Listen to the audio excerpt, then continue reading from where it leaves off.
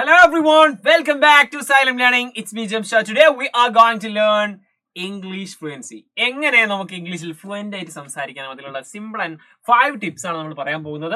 ഈ ഒരു ടിപ്സ് നിങ്ങൾ ഫോളോ ചെയ്യുന്നതോട് കൂടിയിട്ട് നിങ്ങളുടെ ഫ്ലുവൻസിയിൽ വലിയ തോതിലുള്ള മാറ്റങ്ങൾ വരാൻ സാധ്യതയുണ്ട്. So just follow. ഇതുപോലത്തെ ധാരാളം വീഡിയോസിന് വേണ്ടിയിട്ട് സബ്സ്ക്രൈബ് ചെയ്യാത്ത ആൾക്കാർ നമ്മുടെ ചാനൽ ആദ്യമായിട്ടാണ് കാണുന്നതെങ്കിൽ സബ്സ്ക്രൈബ് ചെയ്യുക. നമുക്ക് നേരെ പറയാൻ പോവാണ്. ആ 5 ടിപ്സിലാണ് നിങ്ങൾ എല്ലാവരും വെയിറ്റ് ചെയ്യുന്നത്. നമുക്ക് നോക്കാം. First of all first tips എന്ന് പറയുന്നത് പ്രാക്ടീസ് സ്പീക്കിംഗ് റെഗുലർലി. നമ്മൾ സൈക്കിൾ ഓടിക്കാൻ പഠിക്കണമെങ്കിൽ സൈക്കിൾ ഓടിക്കണം. അതുപോലെ തന്നെ സ്വിമ്മിങ് പഠിക്കണമെങ്കിൽ വെള്ളത്തിൽ ചാടണം. അതുപോലെ തന്നെ നമ്മുടെ സ്പീക്കിംഗ്, നമ്മുടെ ആ ഒരു ഫ്ലുവൻസി റെഡിയാക്കണമെങ്കിൽ സംസാരിക്കുക തന്നെ വേണം. First of all finding A language partner. നമുക്ക് ഏറ്റവും നല്ല ഫ്രണ്ട് എന്ന് പറയുന്നത് നമ്മുടെ സ്കില്ലിനെ ഇംപ്രൂവ് ചെയ്യുന്ന ഒരു ഫ്രണ്ടാണ്. അപ്പോൾ നമുക്കൊരു ലാംഗ്വേജ് പാർട്ട്ണറെ കണ്ടെത്തുക. നമുക്ക് ഏറ്റവും നല്ല ഫ്രണ്ടിനെ, ആക്ച്വലി നമുക്ക് കുറച്ചുകൂടി നമ്മളെക്കാളും കുറച്ചുകൂടി ഇംഗ്ലീഷിൽ ഫ്ലുവൻസിയുള്ള നമ്മുടെ നന്നായി സംസാരിക്കാൻ കഴിയുന്ന ഒരു ഫ്രണ്ടിനെ കണ്ടെത്തുക. എന്നിട്ട് അവരോട് നിരന്തരം സംസാരിച്ചു കൊണ്ടിരിക്കുക. Using language exchange apps. ഇന്നത്തെ കാലത്ത് ഇഷ്ടം പോലെ ആപ്പുകൾ നിങ്ങൾക്ക് ജസ്റ്റ് യൂട്യൂബിൽ മോസ്റ്റ് എഫക്റ്റീവ് സ്പീക്കിംഗ് അല്ലെങ്കിൽ കമ്മ്യൂണിക്കേറ്റിംഗ്, ഇംഗ്ലീഷ് കമ്മ്യൂണിക്കേറ്റിംഗ് ആപ്സ് എന്ന് ജസ്റ്റ് സെർച്ച് ചെയ്ത് നോക്കിയാൽ ഇഷ്ടം പോലെ ആപ്പുകൾ കിട്ടും. അല്ലെങ്കിൽ നിങ്ങൾ ജസ്റ്റ് ചുമ്മാ ആപ്പ് സ്റ്റോറിലോ അല്ലെങ്കിൽ അതുപോലെ തന്നെ പ്ലേ സ്റ്റോറിലോ ചെക്ക് ചെയ്താൽ ഇഷ്ടം പോലെ ആപ്പുകൾ കിട്ടും. അത് ചിലത് പ്രീമിയം ഉണ്ടായിരിക്കും. പ്രീമിയം എടുക്കാൻ പറ്റുന്നുണ്ടെങ്കിൽ കുറച്ചുകൂടി എഫക്റ്റീവ് ആയിരിക്കും. ഏതായാലും അങ്ങനത്തെ ആപ്പുകൾ യൂസ് ചെയ്ത് ഫ്രീ ആയിട്ടുള്ള ഇഷ്ടം പോലെ ആപ്പുകൾ ഉണ്ട്. ആ ആപ്പുകൾ യൂസ് ചെയ്തുകൊണ്ടോ നിങ്ങൾക്ക് എന്താക്കാം, ഇതുപോലത്തെ ഇംഗ്ലീഷ് പഠിക്കാൻ താല്പര്യമുള്ള ഒരു പാർട്ണറെ കണ്ടെത്തുക. എന്നിട്ട് ഇംഗ്ലീഷ് സംസാരിക്കുക.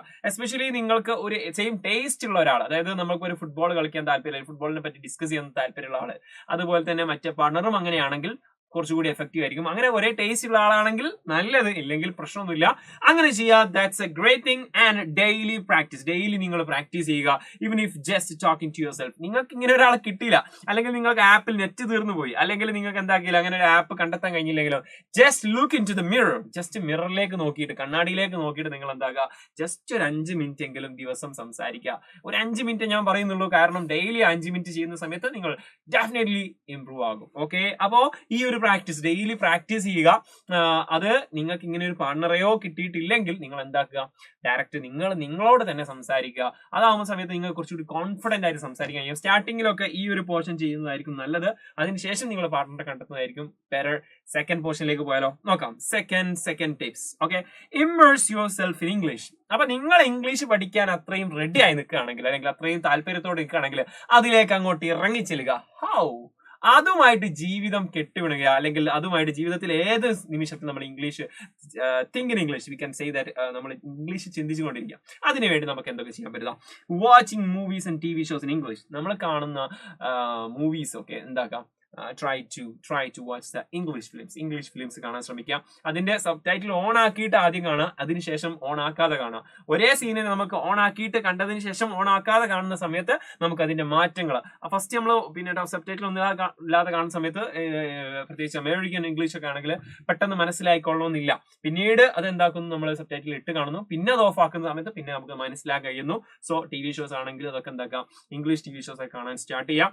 അതുപോലെ തന്നെ പോഡ്കാസ്റ്റുകൾ, ഇംഗ്ലീഷ് പോഡ്കാസ്റ്റുകൾ നമ്മൾ എന്താക്കുക, മ്യൂസിക് അതിന്റെ ലിറിക്സ് ഒക്കെ ചിലപ്പോൾ നമുക്ക് കുറച്ച് കോംപ്ലിക്കേറ്റഡ് ആയിരിക്കും. അതിനേക്കാൾ ഏറ്റവും ഇമ്പോർട്ടന്റ് ആണ്, അല്ലെങ്കിൽ കുറച്ചുകൂടി എഫക്റ്റീവ് ആണ് പോഡ്കാസ്റ്റ് എന്ന് പറയുന്നത്. ഈവൻ ഫിലിമിനേക്കാളും കുറച്ചുകൂടി ഇമ്പോർട്ടന്റ് ആയിരിക്കും പോഡ്കാസ്റ്റുകൾ എന്നുള്ളത്. കാരണം ന്യൂസിനേക്കാളും കുറച്ചുകൂടി ഇമ്പോർട്ടന്റ് ആയിരിക്കും പോഡ്കാസ്റ്റുകൾ. പറഞ്ഞാൽ ഒരു സ്പെസിഫിക് സബ്ജക്ട് ഓറിയന്റഡ് ആയിരിക്കും ഈ പോഡ്കാസ്റ്റുകൾ ഉണ്ടാവുക. നിങ്ങൾക്ക് യൂട്യൂബിൽ അടിച്ച് നോക്കിയാൽ മതി, അല്ലെങ്കിൽ അതിന് തന്നെ ആപ്പുകൾ ഉണ്ട്, ഗൂഗിളിന്റെ പോഡ്കാസ്റ്റ് ഉണ്ട്. അതിലൊക്കെ നോക്കിയിട്ട്, അല്ലെങ്കിൽ നിങ്ങൾ യൂട്യൂബിൽ ഏറ്റവും മോസ്റ്റ് ഇമ്പോർട്ടന്റ്, അല്ലെങ്കിൽ നിങ്ങൾക്ക് ഇഷ്ടപ്പെട്ട ആ ഒരു സബ്ജക്ട് ഓറിയന്റഡ് ആയിട്ടുള്ള ഏറ്റവും ബെസ്റ്റ് പോഡ്കാസ്റ്റ് അടിച്ചു കൊടുക്കി കഴിഞ്ഞാൽ ഇഷ്ടംപോലെ പോഡ്കാസ്റ്റുകൾ നിങ്ങൾക്ക് കിട്ടും. അത് എന്താക്കുക, ലിസൺ ചെയ്യുക. നിങ്ങൾക്ക് കാറിൽ പോകുമ്പോഴോ അല്ലെങ്കിൽ ബസ്സിൽ പോകുമ്പോഴൊക്കെ ഈ ഒരു പോഡ്കാസ്റ്റ് കേൾക്കുന്നത് വളരെ വളരെ എഫക്റ്റീവ് ആയിരിക്കും. ഓക്കെ, സെറ്റ് ആക്കാം. ഇനി മറ്റൊരു കാര്യം, വൊക്കാബുലറി ഇംപ്രൂവ് ചെയ്യാനുള്ള മറ്റൊരു കാര്യമാണ് read books or articles in English. ഇതാണ് മക്കളെ ഏറ്റവും ഇമ്പോർട്ടന്റ് ആയിട്ട് നമ്മൾ ചെയ്യേണ്ട ഒരു കാര്യം. പോഡ്കാസ്റ്റ് കേൾക്കുന്ന സമയത്ത് നമുക്ക് ഇമ്പോർട്ടന്റ് ആണ്. അതിനേക്കാൾ നമുക്ക് കൂടുതൽ ഇമ്പോർട്ടൻസ് കൊടുക്കേണ്ട ഒരു സംഭവം റീഡിങ് ബുക്സ് ആണ്. ഓക്കെ, അത് എങ്ങനത്തെ ബുക്സും ആയിക്കോട്ടെ, നിങ്ങൾക്ക് താല്പര്യം ചിലപ്പോൾ നോവൽസ് ആയിരിക്കും, അങ്ങനെയാണെങ്കിൽ അത്, അല്ലെങ്കിൽ ആർട്ടിക്കിൾസ് ആയിരിക്കും. നിങ്ങൾക്ക് ഏത് മേഖലയാണോ താല്പര്യം, ചിലപ്പോൾ മാഗസിൻസ് വായിച്ചാൽ വരെ എന്തായിരിക്കും, അത് ഇമ്പ്രൂവ്മെന്റ് കിട്ടും. അപ്പൊ നിങ്ങൾ ബുക്കുകൾ വായിക്കുക, ആർട്ടിക്കിൾസ് വായിക്കുക. To enhance vocabulary and comprehension. നിങ്ങൾക്കത് മനസ്സിലാവുന്ന, മീൻസ് ഓരോ കാര്യവും മനസ്സിലാക്കാനുള്ള ഒരു സ്കിൽ ഉണ്ടല്ലോ, അത് നിങ്ങൾക്ക് നേടിത്തരും. അതുപോലെ തന്നെ ധാരാളം ക്യാബ്സ് നമുക്ക് എന്താക്കിയും നേടിത്തരുന്ന ഒരു സംഭവമാണ് ഈ ഒരു ബുക്ക് റീഡിംഗ് എന്ന് പറയുന്നത്. സോ ഇത് സെറ്റാക്കാം. നമ്മുടെ ജീവിതം തന്നെ ഇംഗ്ലീഷിലേക്ക് അങ്ങോട്ട് മാറ്റാൻ പോവുകയാണ്. സെക്കൻഡ് ടിപ്സ് കഴിഞ്ഞു, ഇനി തേർഡ് ടിപ്സ്. ഇനി ആകെ 3 ടിപ്സ് കൂടി മാത്രമേ ഉള്ളൂ. Expand your vocabulary. ഇതിന്റെ ഒരു കണ്ടിന്യൂഷൻ നമുക്ക് പറയാൻ പറ്റും. ഈ ഒരു വൊക്കാബുലറി ക്രിയേറ്റ് ചെയ്യുന്നതിന്റെ ഒരു കണ്ടിന്യൂഷൻ നമുക്ക് പറയാൻ പറ്റും. വൊക്കാബുലറി എക്സ്പാൻഡ് ചെയ്യാനുള്ള മറ്റു മെത്തേഡുകൾ. Keeping a vocabulary journal. നമ്മളിപ്പോ ഒരു ബുക്ക് വായിച്ചു, ഓക്കെ, അല്ലെങ്കിൽ ഒരു മാഗസിൻ വായിച്ചു. അതിൽ നിന്ന് നിങ്ങൾക്ക് കിട്ടുന്ന ന്യൂ വേർഡ്സ്, ഓക്കെ, അല്ലെങ്കിൽ ന്യൂ ഫ്രേസസ്, അത് നിങ്ങൾ എന്താക്കുക, നോട്ട്ബുക്കിലേക്ക് അല്ലെങ്കിൽ അതിനൊരു ജേർണൽ തയ്യാറാക്കുക. എന്നിട്ട് കീപ് നോട്ട്സ് പോലെ, ഞാൻ ഉപയോഗിക്കുന്നത് ഒരു കീപ് നോട്ട്സ് ആണ്. നമ്മുടെ ഡീറ്റെയിൽസ് ഒക്കെ ഇവൻ ഡയറി പോലെ നമുക്ക് യൂസ് ചെയ്യാൻ പറ്റുന്ന ഒരു ആപ്പാണ്. അതിൽ തന്നെ കാറ്റഗറൈസ് ചെയ്ത് വെക്കാം. ധാരാളം നോട്ട്സ് സെപ്പറേറ്റ് ചെയ്യാൻ പറ്റും. അങ്ങനെ ഒരു നോട്ട്സ് ഉണ്ടാക്കിയിട്ട് നിങ്ങൾക്ക് കിട്ടുന്ന ന്യൂ വേർഡ്സുകൾ, ന്യൂ ഫ്രേസസ്, അതിന്റെ ഈവൻ സിറ്റുവേഷൻ അടക്കിയിട്ട് എന്താക്കുക, അത് എഴുതി വെക്കുക. അതാണ് learning phrases and collections instead of isolated words. ഒരു വേർഡ് എഴുതി അതിന്റെ മീനിങ് നമ്മൾ ചെറുപ്പത്തിലൊക്കെ അല്ലെങ്കിൽ നമ്മളൊക്കെ നമ്മളെ നോട്ട്ബുക്സിനൊക്കെ ബാക്കിൽ നമുക്ക് ടഫ് വേർഡ്സ് എഴുതിയിട്ട് അതിന്റെ മീനിങ് എഴുതും. അത് നമ്മുടെ ബ്രെയിനിലേക്ക് അത് ക്യാച്ച് ചെയ്യാൻ ടൈം എടുക്കും. അതിന്റെ എക്സാമ്പിൾസ് വിത്ത് എക്സാമ്പിൾസ് എന്താക്കാം, നമ്മൾ എഴുതി വെക്കാം. അത് നോട്ട്ബുക്കിൽ എഴുതി വെക്കാം, അല്ലെങ്കിൽ നിങ്ങൾ റഫുക്കെ സ്റ്റിക്ക് നോട്ട്സിൽ എഴുതി വെക്കാം. അല്ലെങ്കിൽ ഏറ്റവും ബെറ്റർ നമുക്ക് ഇന്നത്തെ കാലത്ത് പറയുന്ന സമയത്ത് കീപ് നോട്ട്സ് പോലുള്ള ആപ്പുകളിൽ നിങ്ങൾക്ക് എന്താക്കാൻ പറ്റും, എഴുതി വെക്കാൻ പറ്റും. നിങ്ങളുടേതായിട്ടുള്ള ഒരു എക്സാമ്പിൾസ് നിങ്ങൾ സ്വയം ക്രിയേറ്റ് ചെയ്യുക. Okay, once in a blue moon എന്ന് പറഞ്ഞ ഒരു ഇഡിയം ഉണ്ട്. അതായത് വളരെ റയർ എന്നുള്ള അർത്ഥമാണ്. അപ്പൊ അതിനൊരു എക്സാമ്പിൾ നിങ്ങൾ തന്നെ സ്വയം ഉണ്ടാക്കുന്ന സമയത്ത് you never gonna forget that word. Okay, again, okay, നിങ്ങൾ അത് വേർഡ് മറക്കില്ല.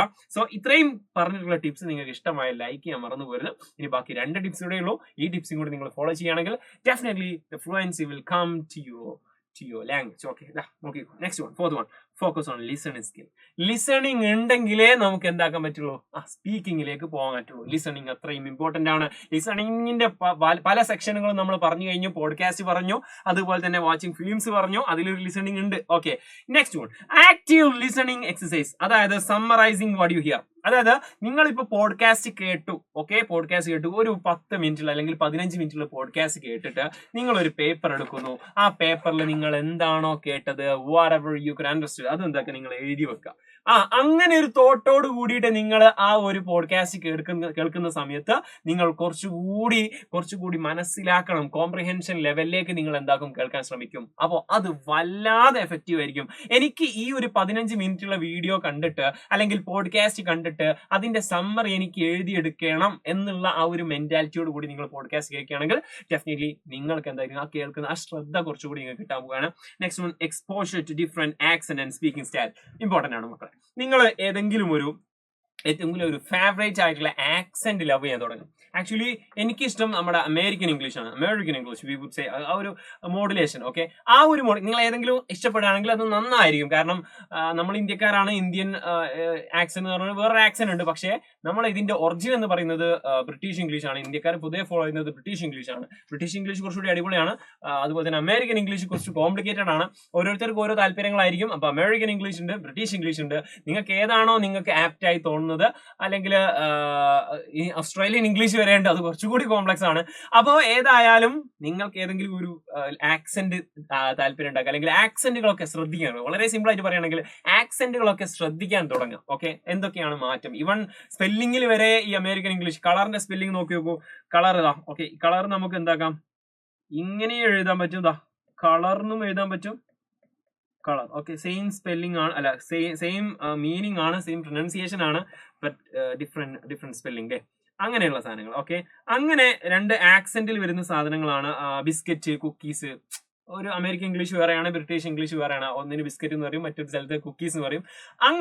അങ്ങനെയുള്ള സാധനങ്ങൾ ജസ്റ്റ് കൂടി എന്താക്കുക, ഫോക്കസ് ചെയ്യാൻ തുടങ്ങുക. അല്ലെങ്കിൽ അത് കുറച്ചുകൂടി നിങ്ങൾ മൈന്യൂട്ട് ആയിട്ടുള്ള കാര്യങ്ങൾ കൂടി ശ്രദ്ധിക്കുന്ന സമയത്ത് നിങ്ങൾ എന്തായിരിക്കും, ഇതിനോട് കുറച്ചുകൂടി ഇൻട്രസ്റ്റഡ് ആയിരിക്കും. ഇവൺ നമുക്കൊരു ആക്സെന്റ് കേട്ടോ, it's a British English, okay, it's American English എന്ന് പറയാൻ പറ്റണം. ഓക്കെ, ആ ഒരു ലെവലിലേക്ക് നിങ്ങൾ എന്താക്കുക, ലിസണിംഗ് സ്കില്ല് കുറച്ചുകൂടി ഫോക്കസ് ചെയ്യുക. Set one, last and final one, set realistic goals. നിങ്ങൾ ഗോൾസ് സെറ്റ് ചെയ്യണം.